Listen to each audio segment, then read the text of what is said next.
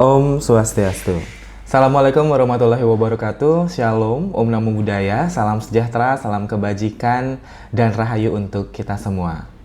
Perkenalkan, saya Insinyur Gedari Mahendra Putra, STPMTP IPM, merupakan salah satu dosen tetap di program studi Teknologi Pangan, Fakultas Teknologi Pertanian Universitas Udayana sejak tahun 2022, yang saat ini diberikan kesempatan untuk dapat mengikuti sertifikasi dosen gelombang 1 yang diselenggarakan oleh Kemendikti-Saintek tahun 2025. Sebagai seorang dosen, tentunya saya telah melaksanakan kewajiban Tridharma perguruan tinggi, salah satunya pada bidang pendidikan dan pengajaran. Dan pada kesempatan yang berbahagia ini, saya akan melaksanakan penyusunan dokumen pernyataan diri dosen dalam unjuk kerja Tridharma perguruan tinggi, khususnya pada bidang pendidikan dan pengajaran, dengan memaparkan salah satu mata kuliah yang saya ampu, yaitu Teknologi Teh. Teknologi Teh merupakan mata kuliah pada program studi Teknologi Pangan, Fakultas Teknologi Pertanian Universitas Udayana. Saya mengajar mata kuliah Teknologi Teh ini pada semester ganjil tahun ajaran 2024-2025. Mata kuliah ini memiliki bobot 3 SKS dengan kode mata kuliah yaitu 24 STPJ01X151, di mana mata kuliah ini diperuntukkan bagi mahasiswa semester 5. Dan dalam prosesnya tentunya telah disesuaikan dengan sistem pengajaran DAA atau Delivery, Interaction, dan Assessment. Pada aspek delivery tentunya diberikan atau penyampaian pembelajaran mata kuliah materi dari dosen ke mahasiswa. Interaction adalah interaksi antara pengajar dan mahasiswa, di mana proses interaksi aktif berpusat pada mahasiswa, dan assessment adalah proses penilaian dari proses belajar mahasiswa yang telah disesuaikan dengan rubrik penilaian. Namun sebelum lebih jauh dengan hal tersebut, pertama saya akan memaparkan terkait deskripsi mata kuliah Teknologi Teh. Baik, adapun deskripsi dari mata kuliah ini, yaitu mata kuliah Teknologi Teh merupakan mata kuliah pilihan dari program studi Teknologi Pangan, Fakultas Teknologi Pertanian Universitas Udayana dengan bobot 3 SKS dan diperuntukkan bagi mahasiswa semester 5, di mana mata kuliah ini membahas terkait teknologi pengolahan teh, Camellia sinensis menjadi produk olahannya, dan berbagai jenis teh. Topik yang dibahas dan dipelajari oleh mahasiswa tentunya meliputi sejarah teh dan perkembangannya di Indonesia, manfaat teh bagi kesehatan, komposisi kimia teh, penanganan pasca panen, dan pengolahan teh seperti pengolahan teh oolong, teh hitam, teh hijau, teh wangi, dan juga tentunya teh putih, dan perubahan-perubahan yang terjadi selama proses pengolahan, pengendalian proses, dan juga penilaian kualitas teh. Selain itu juga mahasiswa diajarkan mengenai diversifikasi produk-produk olahan teh seperti teh botol, teh kotak, teh celup, teh instan, teh kombinasi, dan produk olahan teh lainnya, serta kemasan produk teh.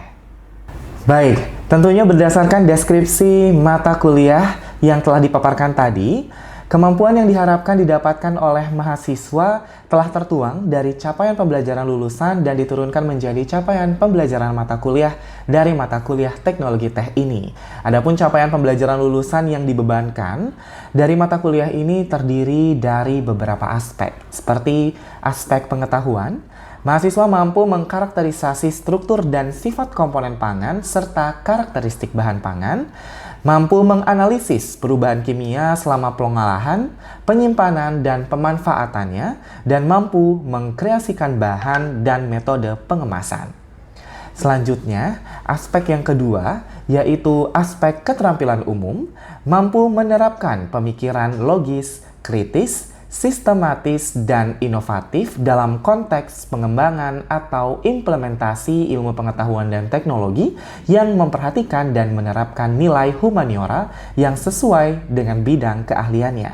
Pada aspek keterampilan khusus, mampu menetapkan dan menginkorporasikan prinsip-prinsip ilmu pangan serta mengembangkan konsep-konsep produk pangan baru. Dan dalam aspek sikap, tentunya menjunjung tinggi nilai kemanusiaan dalam menjalankan tugas berdasarkan agama, moral, dan etika, serta menunjukkan sikap bertanggung jawab atas pekerjaan di bidang keahliannya secara mandiri. di mana capaian pembelajaran lulusan ini diturunkan menjadi capaian pembelajaran mata kuliah yang terdiri dari CPMK 1, mampu menjelaskan tentang sejarah perkembangan teh, ruang lingkup teknologi pengolahan teh, dan manfaat teh bagi kesehatan. CPMK kedua yaitu mampu menjelaskan tentang karakteristik daun teh dan pengaruhnya terhadap produk akhir serta komposisi kimia daun teh. CPMK yang ketiga yaitu mampu menjelaskan tentang prinsip penanganan pasca panen dan pengolahan teh hitam, teh hijau, teh wangi, teh oolong, dan teh putih. Serta CPMK yang keempat mampu menjelaskan perubahan-perubahan kimia yang berlangsung selama proses pengolahan dan pengendalian mutu proses pengolahan teh. Dan juga CPMK yang kelima yaitu mampu menerapkan teknologi untuk pengolahan teh dan produk olahan teh serta mengevaluasi kualitas produk yang dihasilkan. Tentunya, capaian pembelajaran lulusan dan capaian pembelajaran mata kuliah dari mata kuliah teknologi teh ini telah sesuai dengan profil lulusan dari program studi teknologi pangan Fakultas Teknologi Pertanian Universitas Udayana yang diharapkan nantinya mahasiswa dapat menjadi supervisor ataupun peneliti pada bidang pangan. Baik, tentunya untuk mendukung hal tersebut, tentunya terdapat beberapa pokok bahasan dan materi yang akan dibahas pada mata kuliah teknologi teh ini, yang terdiri dari sejarah dan perkembangan teh, manfaat teh bagi kesehatan, spesifikasi bahan baku dan komposisi kimia teh, proses pengolahan teh hitam, proses pengolahan teh hijau dan teh wangi, proses pengolahan teh oolong dan teh putih, penilaian kualitas teh, diversifikasi pengolahan teh, serta proses pengemasan produk. Dari pokok-pokok bahasan tersebut tentunya mata kuliah ini dibagi menjadi 16 kali pertemuan, di mana 14 pertemuan membahas materi dari pokok-pokok bahasan, satu pertemuan untuk ujian tengah semester, dan satu pertemuan lainnya untuk ujian akhir semester. Selanjutnya, guna mendukung proses belajar mengajar di dalam kelas, tentunya beberapa literatur digunakan, seperti artikel ilmiah pada jurnal internasional maupun jurnal nasional, buku, video pembelajaran, serta juga menyisipkan hasil-hasil penelitian dan pengabdian kepada masyarakat dari dosen pengampu sebagai bentuk aplikasi nyata penelitian dan pengabdian kepada masyarakat yang digunakan dalam perkembangan materi pembelajaran dari berbagai ilmu kepada mahasiswa di dalam kelas. Berdasarkan pengalaman nyata yang tentunya seluruh literatur yang digunakan juga dapat diakses secara mudah melalui platform online Oase Universitas Udayana. Sistem pembelajaran perkuliahan teknologi teh ini tentunya dilaksanakan dengan mode perkuliahan blended learning, yaitu pendekatan pembelajaran yang menggabungkan pembelajaran tatap muka atau konvensional atau secara luar jaringan dan juga pembelajaran secara daring atau online. Tentunya pembelajaran secara daring atau online itu dapat dilakukan melalui platform resmi Universitas Udayana atau yang kita biasa sebut adalah OASE, Online Academic Service for e-learning, yang dapat diakses pada oase.unut.ac.id, dan juga hal tersebut dapat menciptakan pengalaman belajar yang lebih efektif, efisien, dan juga fleksibel, di mana RPS yang mencakup deskripsi mata kuliah dan juga CPL, CPMK, rubrik penilaian, serta seluruh materi dari pokok-pokok bahasan dan juga literatur baik berupa buku, video pembelajaran, artikel dapat diakses dengan mudah melalui platform tersebut. Sedangkan proses belajar mengajar, dialog interaktif, presentasi, dan diskusi dilaksanakan secara tatap muka langsung di dalam kelas. Hal itulah yang saya lakukan dalam metode delivery. Baik, selanjutnya ialah interaction atau interaksi antara dosen dengan mahasiswa, di mana pada proses interaction ini tentunya berpusat pada mahasiswa. Tentunya metode pembelajaran yang dilakukan yaitu metode pembelajaran student center learning atau metode yang merupakan metode pembelajaran yang berpusat pada mahasiswa, di mana metode ini memiliki pendekatan pembelajaran yang menekankan peran aktif mahasiswa dalam proses belajar mengajar. Seperti yang pertama yaitu diskusi interaktif antara dosen dan mahasiswa, di mana dalam kegiatan ini tentunya mahasiswa diberikan Materi sesuai dengan pokok-pokok bahasan yang telah tertuang di RPS untuk memantapkan pemahaman mahasiswa mengenai teknologi teh dengan menyisipkan tentunya pertanyaan-pertanyaan serta membuka sesi diskusi dengan mahasiswa yang diharapkan nantinya mahasiswa mampu berpikir lebih kritis dan memiliki pemahaman teori yang lebih mendalam mengenai pokok bahasan yang telah disampaikan. Dan yang kedua yaitu project team based learning, di mana pada metode ini atau metode project team based learning ini mahasiswa akan dibagi menjadi beberapa kelompok, di mana dengan harapan mahasiswa nanti mampu bekerja dalam tim dalam memecahkan, mengidentifikasi, memecahkan, dan memberikan solusi dari sebuah permasalahan yang nantinya juga diharapkan dari project team based learning ini mahasiswa mampu membuat inovasi-inovasi produk berbasis teh guna meningkatkan kreativitas dan inovasi mahasiswa.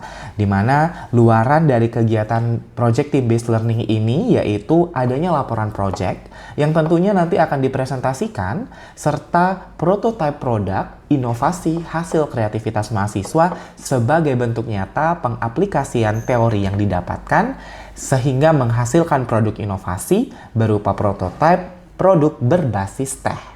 Nah, tentunya hal terakhir yaitu aspek assessment, di mana assessment ini merupakan proses penilaian yang dilakukan selama proses belajar mengajar di kelas untuk mengukur kemampuan mahasiswa dalam memahami dan juga mendalami teori serta aplikasi teknologi pengolahan teh mata kuliah teknologi teh. Tentunya pada mata kuliah teknologi teh, aspek penilaian dibagi menjadi beberapa aspek, yaitu absensi sebesar 5%, formative assessment yang meliputi project based learning assessment dan juga tugas dengan total persentase sebesar 60%, summative assessment yang mencangkup kuis, ujian tengah semester, dan ujian akhir semester dengan total persentase sebesar 35%, yang tentunya juga dalam proses penilaian atau proses assessment ini dilakukan secara objektif berdasarkan rubrik penilaian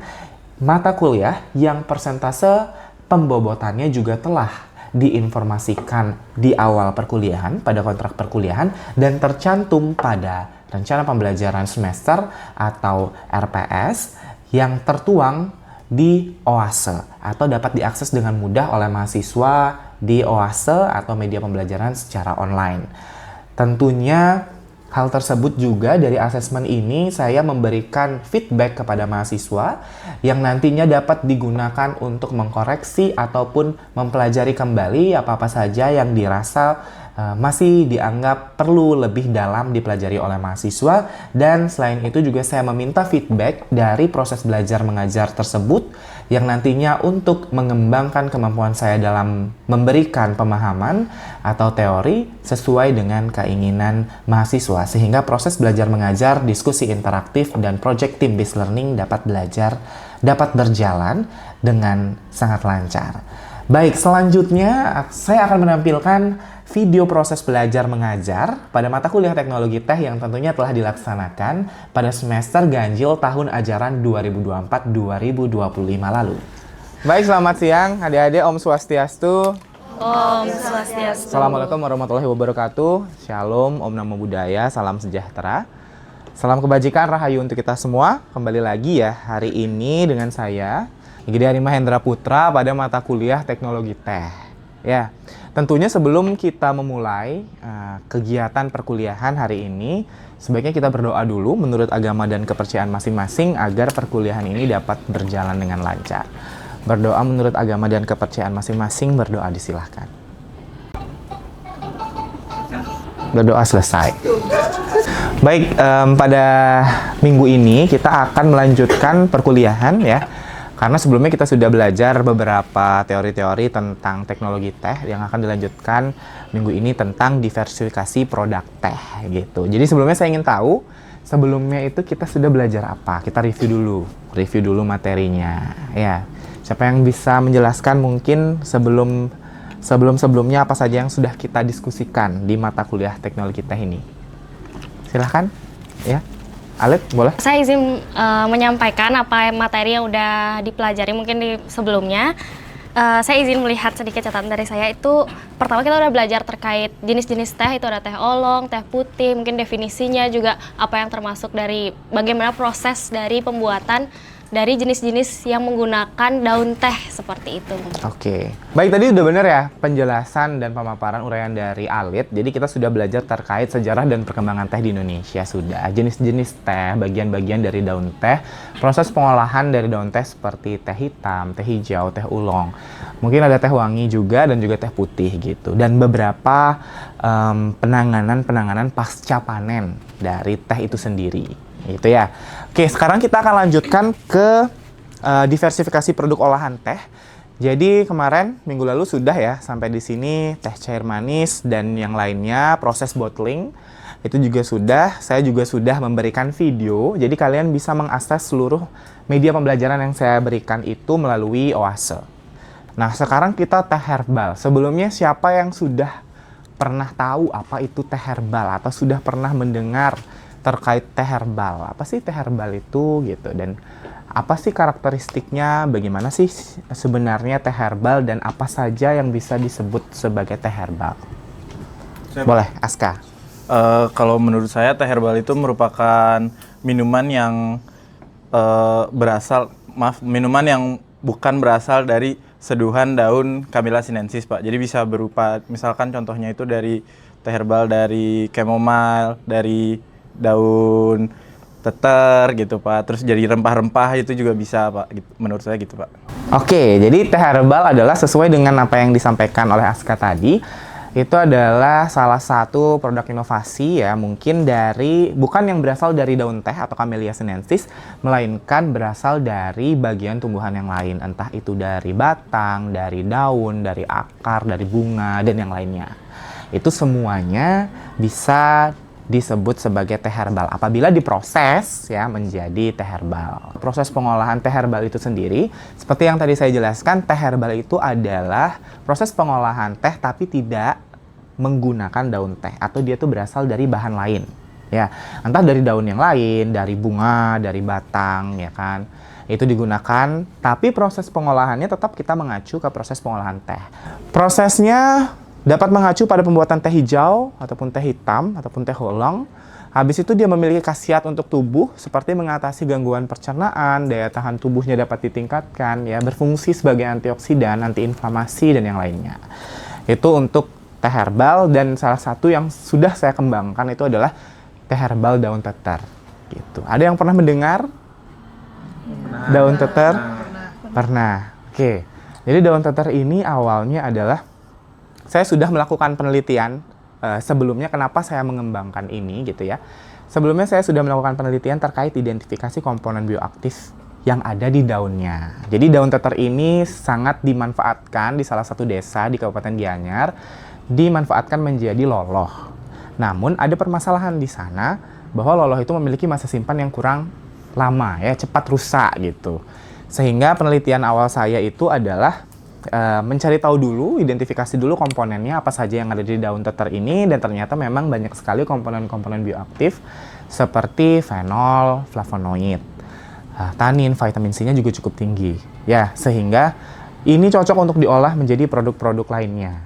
Dan saya terpikir karena memang di sana sudah punya produk awalnya itu adalah loloh, saya inovasikan menjadi produk minuman juga, namun memiliki masa simpan yang lebih lama, yaitu teh herbal yang kita buat dalam teh herbal celup sehingga lebih mudah untuk ditakar. Sebenarnya seperti itu tujuan awalnya, untuk membantu KWT yang ada di sana gitu. Nah, mungkin sebelumnya kita lihat dulu ya video proses pembuatannya sebelum kita masuk ke komponen-komponen yang di-compare dengan teh herbal lain. Itu teh herbal daun teter itu sejauh mana gitu ya tingginya.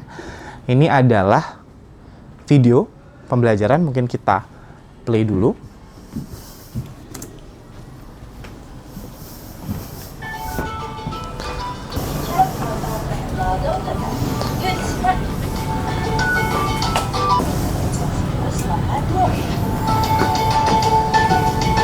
Adakah lagi yang ingin ditanyakan terkait teh herbal atau yang ingin kita diskusikan terkait teh herbal?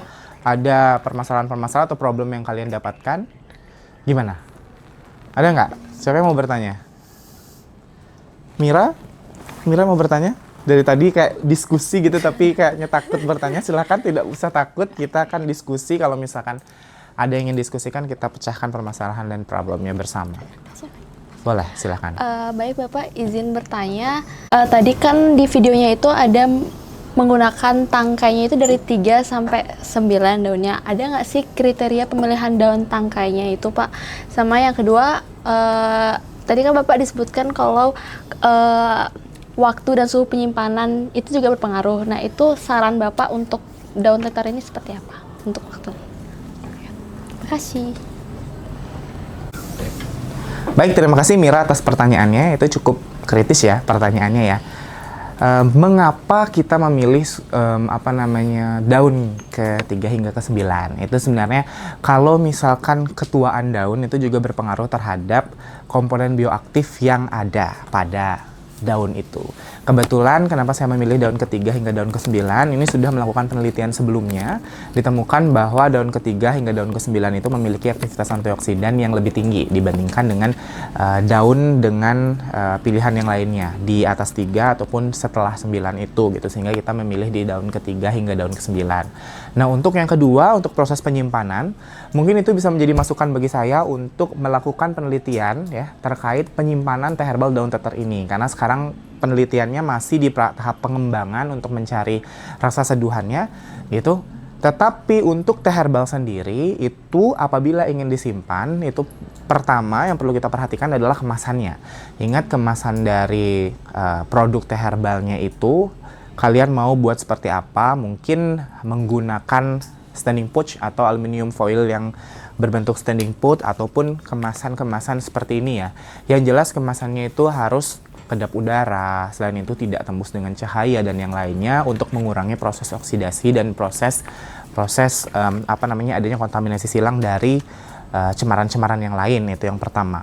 Untuk suhu penyimpanan itu dapat disimpan pada suhu ruang. Mungkin kalau suhu penyimpanan disimpan pada suhu ruang yang dia tidak terkena cahaya dan aman, itu bisa hingga 6 bulan sampai 12 bulan. Namun apabila disimpan pada suhu chiller 4 derajat gitu ya, suhu yang lebih rendah, suhu dingin, refrigerasi, itu bisa hingga 18 bulan. Tapi untuk teh herbal daun teter sendiri, itu bisa menjadi masukan untuk saya untuk melakukan penelitian lebih lanjut gitu. Mungkin itu terkait teh herbal. Baik, selanjutnya teh artisan. Sudah ada yang pernah mendengar atau pernah tahu tentang teh artisan? Belum? Wah, belum tahu? Belum ya, berarti kurang eksplorasi tentang produk-produk teh. Seharusnya sih sudah. Pasti sebenarnya kalian sudah tahu, tapi kalian tidak menyangka bahwa itu disebut dengan teh artisan. Saya yakin seperti itu. Apalagi sekarang, generasi-generasi sekarang tuh sudah banyak yang suka menongkrong atau mencoba makanan-makanan unik dan yang baru, atau minuman-minuman unik dan minum-minuman baru ya. Teh artisan itu adalah secara umum merupakan dia itu minuman yang menggabungkan daun teh atau Camellia sinensis. Kalau tadi kita belajar atau mendiskusikan tentang teh herbal itu adalah inovasi minuman yang bukan berasal dari daun teh. Kalau teh artisan ini dia menggabungkan daun teh dengan beragam bahan alami yang lain. Seperti dari bunga, buah, rempah, dan juga tanaman herbal. Nah, itu menurut Suprihatini et al. Tahun 2021, di mana penggabungan tersebut tidak hanya menyebabkan profil rasa menjadi lebih kompleks dan unik, tetapi memperkaya potensi khasiat. Ya, terus pasti bicaranya adalah potensi khasiat bagi kesehatan. Sama seperti teh herbal juga seperti itu ya. Kita pengembangan produk pasti ujungnya adalah apa sih potensinya? Kenapa memilih bahan itu untuk dikembangkan menjadi teh herbal? Pasti dia sudah punya potensi dulu untuk manfaatnya bagi kesehatan. Begitu juga yang artisan ini gitu. Mungkin saya juga bawakan contohnya. Ini semua adalah teh artisan ya. Gitayana blended. Gitayana blended ini salah satu hasil penelitian yang sudah dikomersialisasi. Kebetulan saya juga berada di tim pengembangan produk ini ya. Kita ada 2 kemasan. Ada 2 kemasan yang box dan juga kemasan yang untuk 1 kali takaran. Per takaran sajinya bisa langsung 1 kali dibuka itu langsung dikonsumsi gitu, jadi lebih mudah. Ya, itu adalah salah satu contoh dari teh artisan yang kami kembangkan ya dari Fakultas Teknologi Pertanian. Kebetulan saya salah satu tim pengembangnya bersama dosen-dosen yang lain. Kita melakukan kolaborasi dengan program studi teknologi industri pertanian. Teh artisan itu juga dipandang sebagai wujud ekspresi kreatif dalam jagat minuman. Jadi memang kita bebas berkreasi gitu. Bebas berkreasi untuk membuat atau menginovasikan si teh artisan ini gitu. Karena dia memberikan ruang eksplorasi bagi produsen. Tapi biasanya yang memproduksi dari teh artisan ini adalah orang-orang yang memang expertise-nya dalam proses pembuatan teh.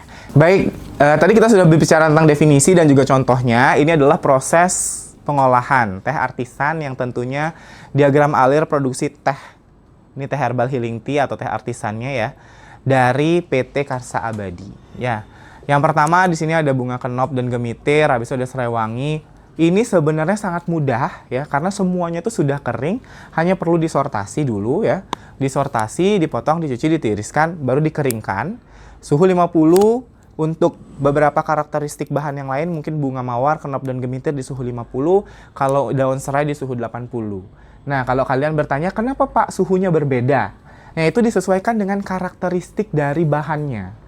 Kalau bahan-bahan bunga, itu sudah dilakukan penelitian bahwa suhu 50 adalah suhu yang terbaik.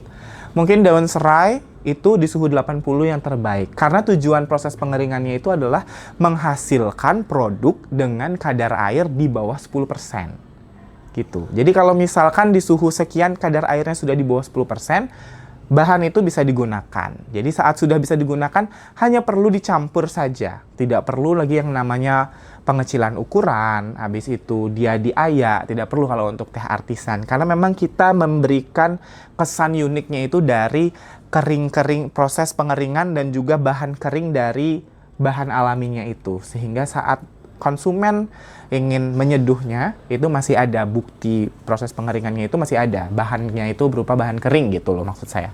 Ya, jadi langsung dicampur, ditimbang produknya, dikemas. Dan kita punya healing tea atau produk teh artisan.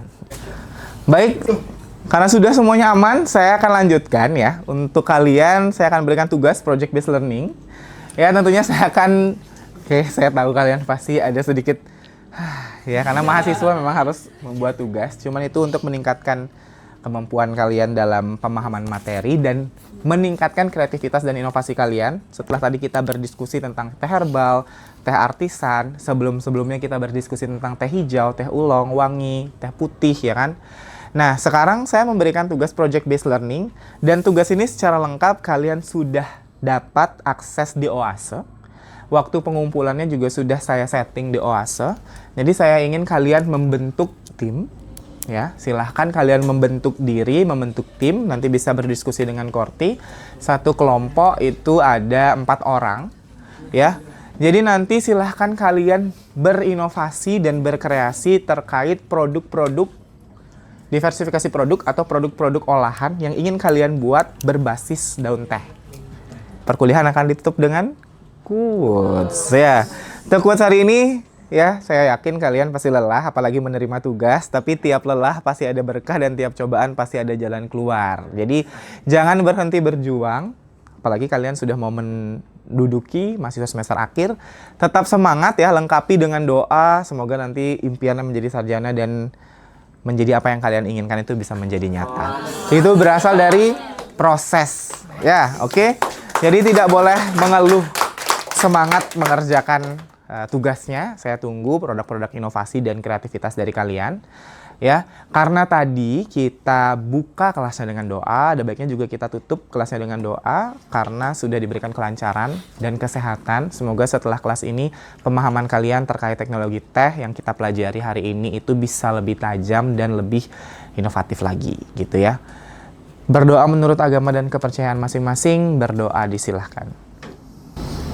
Berdoa selesai. Terima kasih, saya tutup kelasnya dengan selamat siang.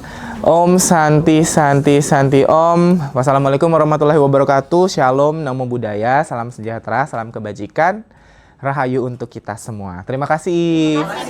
Baik, demikian tadi video uraian mengenai salah satu mata kuliah yang saya ampuh, yaitu mata kuliah teknologi teh dan juga proses belajar mengajar yang telah saya lakukan. Akhir kata saya ucapkan terima kasih. Om Santi Santi Santi Om. Wassalamualaikum warahmatullahi wabarakatuh. Shalom, Om Namo Buddhaya, Salam kebajikan, salam sejahtera dan rahayu untuk kita semua.